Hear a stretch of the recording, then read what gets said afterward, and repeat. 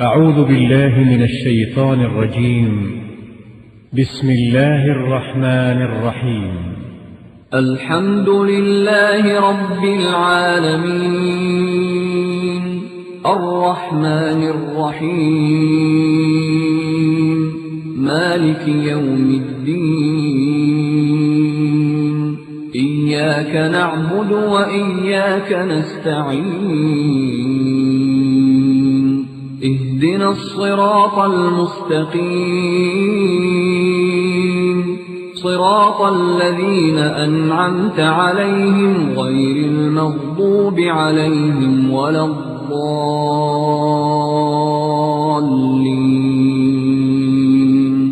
بسم الله الرحمن الرحيم ألف لام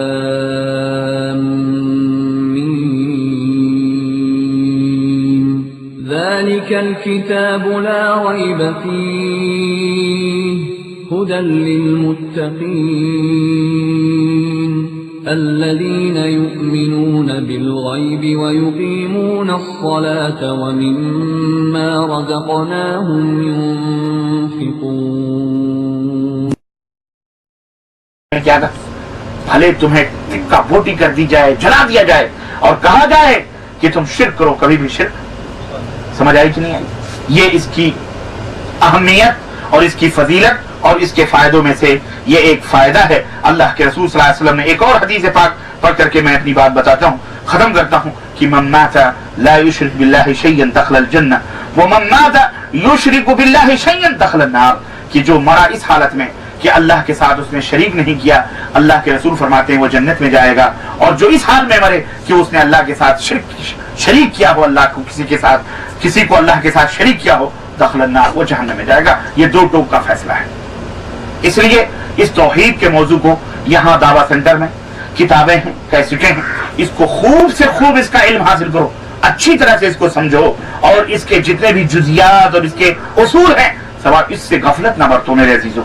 نماز روزہ اس کے بعد ہے، لیکن سب سے پہلے توحید ہے، اس کی اہمیت ہے. اللہ آج اسی اہمیت کی طرف سے شیطان نے تمام مسلمانوں کی نظروں کو پھیر دیا، اور یہ توحید کی بات اگر ہوگی تو وہاں جھگڑے، لڑائی، فتنوں، فساد کا ڈر پیدا کر دیا کہ توحید کی بات کرو گے لوگ جھگڑیں گے، لڑیں گے، یہ اختلاف ہوگا. اس لیے اس کا خوف نہیں ہونا چاہیے. کوئی لڑے، کوئی جھگڑے، نڈر ہو کر کے توحید کو بیان کرنا، مسلمانوں کو سمجھانا یہ بے حد ضروری ہے، کیونکہ اسی میں عزت ہے اور اسی میں فلاح ہے، اسی میں کامیابی ہے. اسی توحید کی بنیاد پر اللہ رب العزت سلطنتیں، حکومتیں عطا فرماتا ہے، دنیا اور آخرت کی خیر اور بھلائی عطا فرماتا ہے، امن اور سکون عطا فرماتا ہے، چین اور قرار عطا فرماتا ہے، اور ہدایت عطا فرماتا ہے، اور اللہ عز و جل کی خوشی اور اس کی رضا بھی اسی توحید میں ملتی ہے. اللہ عز و جل سے دعا ہے کہ اللہ تبارک تعالی ہمیں اور آپ کو سچا اور پکا موحد بنائے، اور اللہ تعالی ہمیں قرآن و سنت کو سمجھنے اور اس کے مطابق عمل کرنے کی توفیق عطا فرمائے. اللہ تعالی ہم سب کی اس حاضری کو قبول فرمائے اور ہم سب کو جنت الفردوس میں جگہ عطا فرمائے. آمین یا رب العالمین. وصلی اللہ علی نبینا محمد وعلی آلہ وصحبہ اجمعین. والسلام علیکم ورحمۃ اللہ وبرکاتہ. اگر آپ لوگوں کے پاس کچھ سوالات ہیں تو بے شک آپ لوگوں کے سوالات ہیں انشاءاللہ، اور اس کے بعد میرے سوالات ہوں گے جس پر آپ لوگوں کے سوالات پر تو آپ مجھے دعا دینا، میں جواب دوں گا، یہ میرا انعام ہوگا. اور جو میں سوال کروں گا آپ جواب دو گے تو آپ کے لیے 3 انعام ہیں. خیر آخرت میں اللہ تعالیٰ آپ کو اس سے اچھا انعام عطا فرمائے. آمین یا رب العالمین.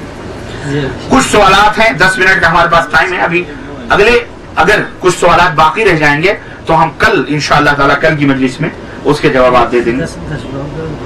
اچھا، کسی کے ماں باپ زندہ ہوں، کیا وہ آدمی اپنے ماں باپ کے لیے حج یا عمرہ کر سکتا ہے؟ نہیں کر سکتا ہے، مرنے کے بعد ہی حج یا عمرہ ہے. لائف انشورنس کرانا اسلام میں جائز ہے کہ نہیں؟ نہیں، یہ حرام ہے. خطرہ نہیں ہوا ہے، کیا وہ آدمی مسلمان ہے یا نہیں؟ بے شک وہ مسلمان ہے، بے شک وہ مسلمان ہے. تب رہا کہ اسے کروا لینا چاہیے، لیکن اگر کوئی تکلیف ہے یا سوچتا ہے کہ ہمارے لیے پریشانی ہے تو کوئی حرج نہیں، مسلمان ہے انشاءاللہ تعالیٰ. وہ بس یہ چاہیے کہ اسے طہارت ذرا اچھی طرح سے لینی چاہیے تاکہ پانی وغیرہ اندر جو چمڑے کے باقی رہ جاتا ہے وہ نہ رہے.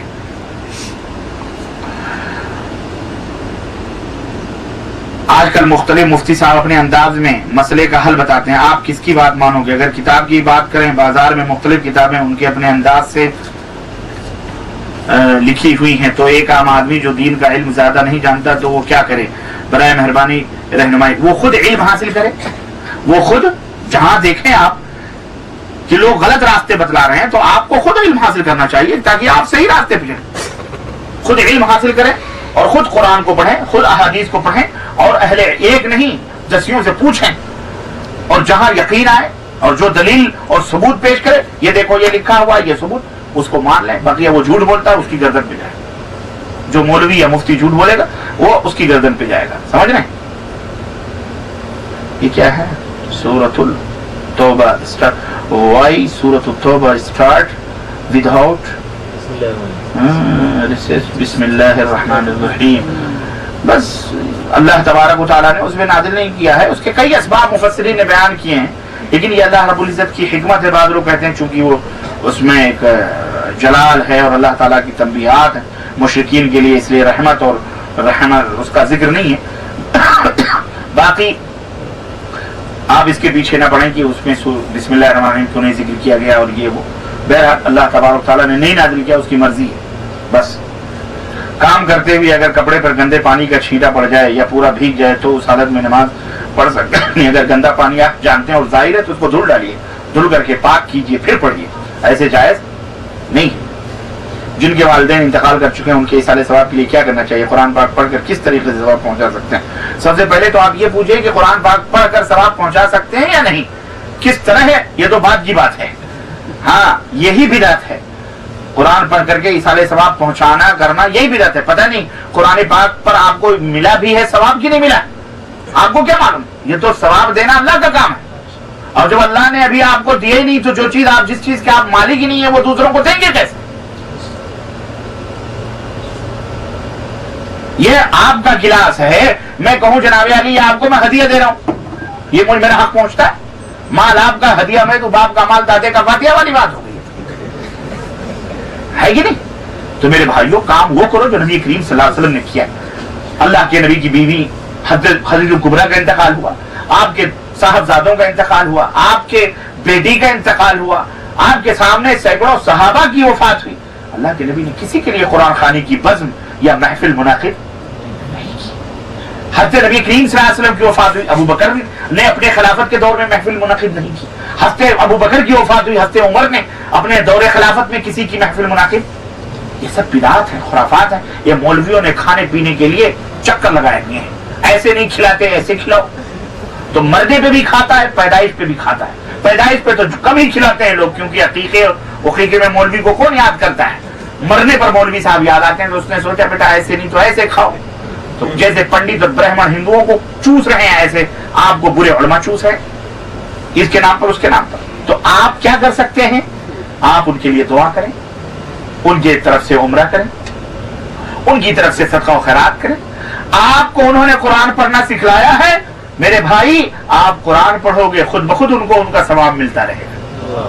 کیونکہ دال الخیر کفاعل ہی، خیر کی طرف دعوت دینے والا بتانے والے کو اتنا ہی ثواب ملتا ہے جتنا کرنے والے کو. انہوں نے آپ کو دین پہ لگا دیا، قرآن سکھلا دیا، ماں باپ نے مدرسے میں انگلی پکڑا کے پہنچا دیا، خلاص آپ قرآن پڑھ لیے. اب جب بھی آپ الحمدللہ رب العالمین پڑھو گے جتنا ثواب ایک ایک حرف پر آپ کو ملے گا آپ کے والدین کو آٹومیٹک ملتا رہے گا انشاءاللہ. سمجھ رہے؟ آپ کو پہنچانے کی ایثار کرنے کی ضرورت ہی. سمجھ رہے؟ اللہ تعالی ہمارے والدین کے اوپر رحم فرمائے، آمین. حدیث میں ہے کہ نبی صلی اللہ علیہ وسلم نے فرمایا جو کوئی مجھ پر سلام بھیجتا ہے تو میری روح لوٹائی جاتی ہے تاکہ میں اس کے سلام کا جواب دوں. کیا اس سے حیات زندگی ثابت نہیں؟ یہ برزخی زندگی ہے اس کا. اللہ اس کا مطلب یہ ہے کہ اللہ کے رسول صلی اللہ علیہ وسلم قبر میں زندہ نہیں ہے، قبر میں زندہ برزخی زندگی ہے. ولکن لا تشعرون، ہم کو خبر نہیں، تم کو خبر نہیں. اللہ کے نبی قبر میں بیٹھے ہیں زندہ ہے، نعوذ باللہ، ایسا نہیں. اللہ کے نبی کی زندگی برزخ کی زندگی، جنت میں آپ صلی اللہ علیہ وسلم کی روح مبارک ہے. سمجھ رہے ہیں؟ اور اگر لوٹائی جاتی ہے اس کی کیفیتیں کیا ہوتی ہیں یہ اللہ جانے، اس کا رسول جانے، ہمیں اس کا پتہ. جتنا ہے اتنا ہم کو معلوم. بس اس کے اوپر بحث کرنا، ڈسکس کرنا، اس کے اوپر عقیدے بنانا یہ سراسر ناجائز اور حرام ہے.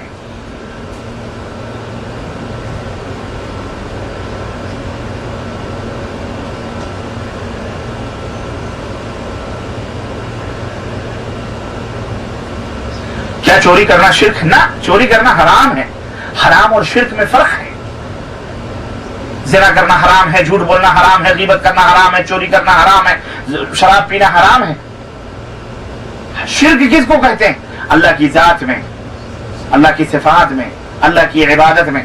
مثلا اللہ رب العالمین ہے، بیٹا دینے والا ہے، بیٹی دینے والا ہے. آپ کہیں آپ بھی بیٹا دینے والے ہیں، آپ بھی بیٹی، یہ شرک باللہ ہے. ٹھیک ہے. اللہ رب العزت دعاؤں کا حقدار اللہ عز و جل ہے. آپ یا اللہ المدد، اے اللہ ہماری مدد فرما، اے اللہ ربنا آتنا، سب اللہ کو پکارتے ہیں. لیکن ہم یہ کہیں اے اللہ، اے بابا فلاں آپ بھی ہم کو بیٹا دے دو، آپ بھی ہم کو بیٹی دے دو، آپ یہ کر دو، ان کو پکاریں، اٹھتے بیٹھتے ہیں، نفع نقصان کمان. یہ شرک ہے، یہ شرک باللہ ہے. یہ الوہیت، سجدہ اللہ کے لیے ہے، نظر اللہ کے لیے ہے، خوف اللہ کے لیے، ڈر اللہ کے لیے. لیکن جتنی عزت اللہ کو نہیں، کعبے میں جائیں گے پیٹ پھیر کر کے آئیں گے، لیکن مزار کو چوم کر کے لوٹے گا تو پیٹ نہیں کرے گا، الٹا لوٹے گا. ہے کہ نہیں؟ کرتے کہ نہیں کرتے ایسے؟ تو چوری کرنا یہ شرک نہیں، چوری کرنا حرام ہے. کسی کو اللہ کی عبادت میں شریک کرنا اور کسی کو اللہ کے حقوق میں شریک کرنا ایک ہی بات. نہ، دونوں میں فرق ہے میرے عزیز، دونوں میں فرق ہے. کسی کو اللہ کی عبادت میں شریک کرنا، کسی کو اللہ کے حقوق میں. حقوق کیا ہے؟ یہ حقوق ہوئی اللہ کی. اللہ کے ساتھ کسی کو شریک نہ کیا جائے، یہ اللہ کے حقوق ہیں. تو دونوں ایک ہی چیز ہے. صحیح آپ نے لکھا، دونوں ایک ہی بات ہے. تو چوری کرنا یہ اللہ کا حق تھوڑی، استغفر اللہ.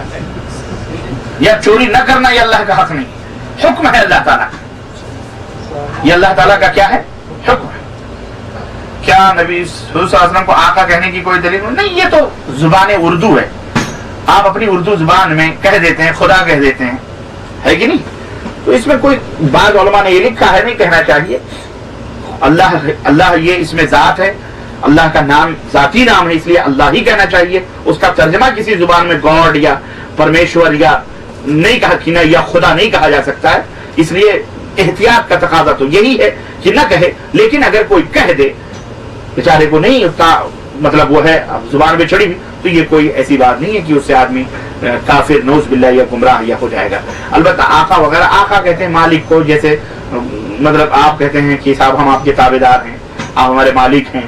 یہ کون ہے؟ آپ کے باس ہیں یا آپ کے کفیل ہیں. کفیل سب کا اللہ ہے، یہ کون سا کفیل ہے؟ لیکن یہ وہ کفیل نہیں ہے.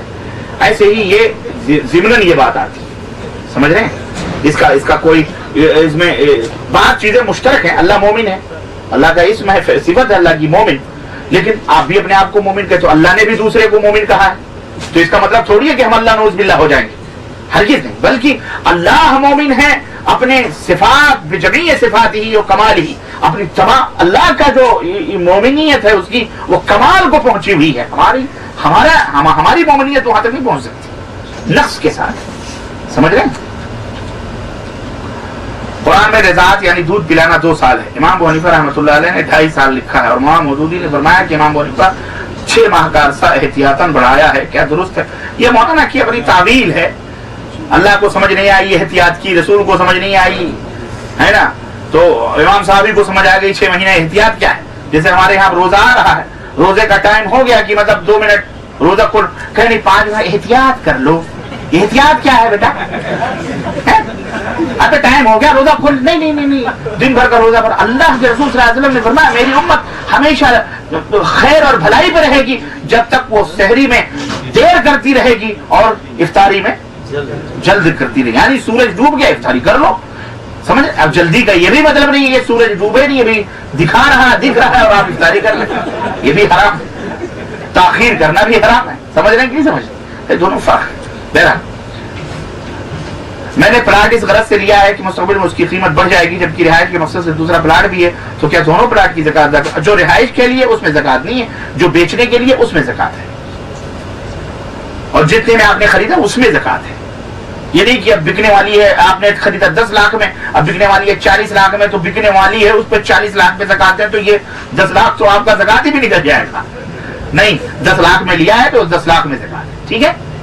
لیکن جو رہائش کے لیے ہے اس میں زکات، جیسے کہ نماز روزہ زکات وغیرہ فرض ہے، ایسے جہاد بھی فرض ہے. اگر کوئی جہاد کے لیے نہیں گیا تو اس کے لیے کیا حکم ہے؟ اور ایسا علماء لوگ جہاد کیوں نہیں حکم کیوں نہیں دیتا؟ ہاں دیکھو جہاد بھی فرض ہے، زکات بھی فرض ہے، روزہ بھی فرض ہے، سب فرض ہے الحمدللہ. اور اللہ اب ایک مریض ہے آدمی مثال کے طور پر، ایک عورت ہے وہ حیض سے ہے، اب اس کو کہو روزہ رکھو نماز پڑھو. حالات ہوتے ہیں، جب حالات ہوں گے تب آپ کو جہاد کا حکم دیا جائے گا. سمجھ رہے ہیں؟ اب حالات ہی نہیں ہیں. آپ کو ابھی جناب علی 10 کلو اگر گیہوں کا بوریا آپ کے کندھے پہ رکھ دیا جائے اور کہا جائے یہاں سے لے کر ایئرپورٹ پہنچا دو تو آپ کی تو حالت خراب ہو جائے گی. تلوار اور بم اٹھاؤ گے آپ. جہاد ایسے ہی ہوتا ہے، اس کے لیے باقاعدے تیاریاں ہوتی ہیں. اور الحمدللہ اسلامی مملکتیں ہیں، حکومتیں ہیں، فوج ہے ان کے پاس. پہلے ان کو جو بکرے پل پل کے کھا رہے ہیں پہلے ان کو کٹنے دو نا، ان کا موقع آنے دو. آپ کہاں ابھی جاؤ گے؟ آپ کو تو پستول ہی تھما دو تو پیشاب ادھر آیا ہے مارے ڈر. جہاد کریں گے آپ کس بیس پہ؟ آپ جہاد کریں گے آپ بتائیں کس سے جہاد کریں گے؟ سعودی عرب میں بم بلاسٹنگ ہو رہی ہے، ایک دوسرے کو مار رہے ہیں، جہاد فی سبیل اللہ ہے؟ یہ جہاد ہے؟ اپنوں میں جہاد ہو رہا ہے، ایک دوسرے کو کاٹ پیٹ رہے ہو، جہاد ہے یہ؟ ایک مسلمان دوسرے مسلمان کو ختم کر رہا ہے بمباری کر کے، جہاد ہے یہ؟ کس کے خلاف آپ جہاد؟ جہاد فرض ہے، ذروۃ السنام الاسلام ہے، اسلام کی بلند چوٹی ہے. اور اللہ کے رسول صلی اللہ علیہ وسلم نے فرمایا کہ جس کے دل میں جہاد کی نیت ہی نہ ہو وہ مسلمان ہے ہی نہیں. جہاد کی نیت ہے. لیکن میرے عزیز، میرے دوست، شیطان دشمن دو طرح کا ہے. ایک دشمن وہ ہے جو آپ کے پاس ہے اور ایک دشمن وہ ہے جو آپ سے دور ہے. جو پاس ہے آپ سب سے پہلے اس سے جہاد کرو. جو پاس ہے، جو شیطان لعین ہے، جو یجری مجرى الدم، خون کے نالیوں کے ساتھ جو ہمارے جسموں میں دوڑ رہا ہے، اس کے خلاف ہم سے جہاد ہی نہیں ہو پا رہا ہے. امریکہ اور برطانیہ کے خلاف جہاد کرو گے آپ؟ جو آدمی اپنے قریبی شیطان کا دشمن کا گلا نہ مروڑ سکے وہ دور کو مارے گا. سب سے پہلے آپ موحد بنو، مومن بنو، اپنے لیے جہاد کرو. اور جہاد کے کئی درجات ہیں، جہاد فی سبیل اللہ کے کئی درجات ہیں. وجاہدوا باموالکم وانفسکم، اپنے مالوں کے ذریعے، اپنے نفسوں کے ذریعے. جو قلم سے جہاد کرے وہ بھی مجاہد، جو زبان سے جہاد کرے وہ بھی مجاہد، جو مال دے کے جہاد کرے وہ بھی مجاہد. اور اس کا آخری درجہ جو ہے، اگر کفر نہیں مٹ رہا ہے تب جان کی قربانی اللہ کے. پہلے جہاد کے جو مراحل ہیں ان کو طے کیا جائے، سیاست سے، گفتگو سے، حالات سے، سب کچھ. ایسے نہیں کہ امت کو لے کر آئے ٹھوک دو جہاد کرو، امت کو پتہ ہی نہیں، پٹ جائے گی. ایک بم پھٹا، ابھی دیکھو مالیگاؤں کے اندر ایک بم بلاسٹنگ ہوئی، کہتے ہیں بھگدڑ میں سینکڑوں زخمی ہو گئے اور کئیوں کی جان بھگدڑ میں گئی. تو ہماری قوم کا تو یہ حال ہے کہ اگر بلی راستہ کاٹ جائے تو حاجی صاحب تھیلا لے کے گھر واپس آ جاتے ہیں. اور حجن پوچھتی ہے حاجی صاحب ہوا کیا؟ بازار جا رہے تھے سامان لانے کے لیے، واپس آ رہے ہو ملٹ کا. وہ کیا کریں حجن، وہ بلی راستہ کاٹ گئی. آج کا تو دن ہی منحوس ہو گیا. تو جس قوم کا یہ حال ہو وہ جہاد کرے گی. یہ امت دعوت ہے، امت دعوت ہے. پہلے دعوت کو سمجھو، توحید کو سمجھو، اپنے آپ کو سجاؤ سنوارو. موقع آئے گا انشاءاللہ تبارک تعالیٰ، پھونک مارو گے دشمن خود ہی ختم ہو جائے گا انشاءاللہ تعالیٰ. سمجھ رہے ہو؟ ہاں، تیاری کرو. دوسرے بعض لوگ یہاں بھی کچھ اس طرح کی ذہنیت کی بس خلاص بات کرتے ہیں. آپ کا کھانا ٹھنڈا ہو رہا ہے، اصل میں ان کو بھی جلدی ہے، آپ کو بھی ڈیوٹی ہے اور آپ چھوڑنے کے لیے تیار نہیں. تو یہ میں بات ختم کر دوں. بعض لوگ یہاں رہتے ہیں مرغی کبسہ کھاتے ہیں، جہاد کرو. ہم نے کہا تم یہاں کیا کر رہے ہو؟ سعودی عرب میں جہاد کرو گے، جہاں کٹنا ہے جاؤ مرو. یہاں کیا کر رہے ہو بھائی؟ تو چندہ کرتے ہیں اس کے لیے. کیا چندہ کرتے ہیں؟ اتنے چندے دو، اتنے چندے دو، ممبر بناتے ہیں. تو یہ بیچتے وہ بیچ کے چندہ کر کے خود اپنا پیٹ بھرتے ہیں، کار خریدتے ہیں، موبائل خریدتے ہیں، گھومتے ہیں اور خود اپنا. اور آپ سمجھ رہے ہیں یہ پیسے دے کر کے جہاد کر رہے ہیں. جہاد بات نہیں کر رہے ہیں، یہ جہاد للوطن ہے، یہ لحاظ للوطن ہے، پیٹ کا جہاد. سمجھ آئی کہ نہیں آئی؟ اللہ تعالیٰ ان کے شر سے امت کو محفوظ رکھے. ان جھوٹے مکاری مجاہدوں سے آج اسلام بھی بدنام ہو گیا، مسلمان بھی بدنام ہو گیا. واللہ بدنام، جھوٹے مکار لوگ ہیں. اللہ تعالیٰ ان کے شر سے امت کو محفوظ رکھے. آمین یا رب. اور باقی 2-3 سوالات ہیں، یہ انشاءاللہ اگلے درس میں کل انشاءاللہ. اب 2-3 سوالات میرے ہیں. یہ ایک فائدہ بتاؤ توحید کا، توحید کی اہمیت پر کوئی ایک حدیث یا ایک بات کوٹ کرو.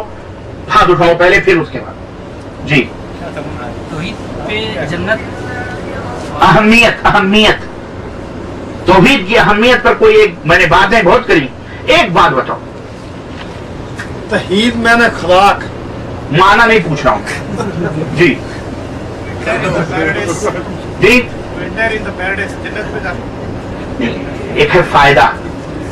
समरा, एक है अहमियत, एक है फजीलत। 3 बातें मैंने बतलाई।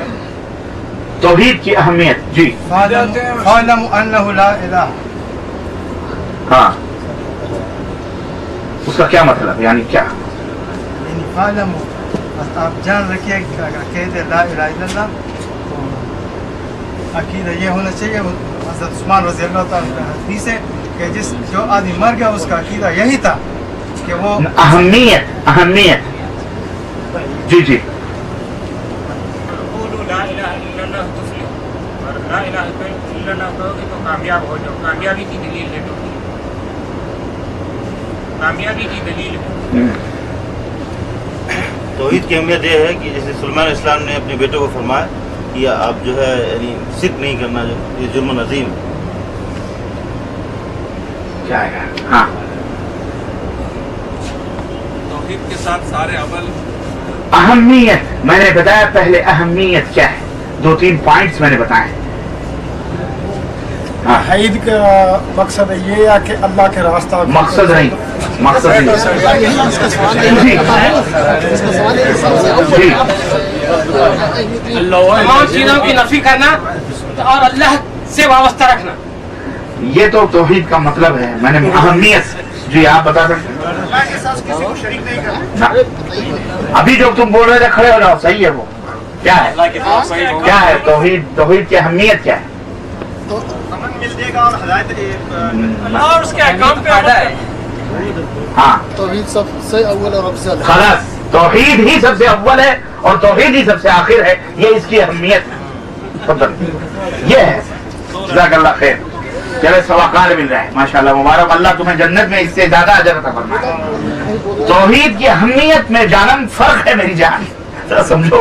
अहमियत में, फजीलत में और फवाइद में। ये बताओ दुनिया का सबसे बड़ा झूठ क्या है? हाथ उठाओ। मैं पे हाँ, शिर्क है। आ जाओ, तुम बच्चे हो इसलिए तुम्हें दे रहे हैं। आओ, तो कम से कम तुम्हें याद तो रहा, इसलिए हकदार तुम ज्यादा हो, बापों से बेटे ज्यादा हकदार हो। एक आखिरी सवाल है ना, एक आखिरी सवाल है। आपके जालियात के मकतब के मुदीर का नाम क्या है?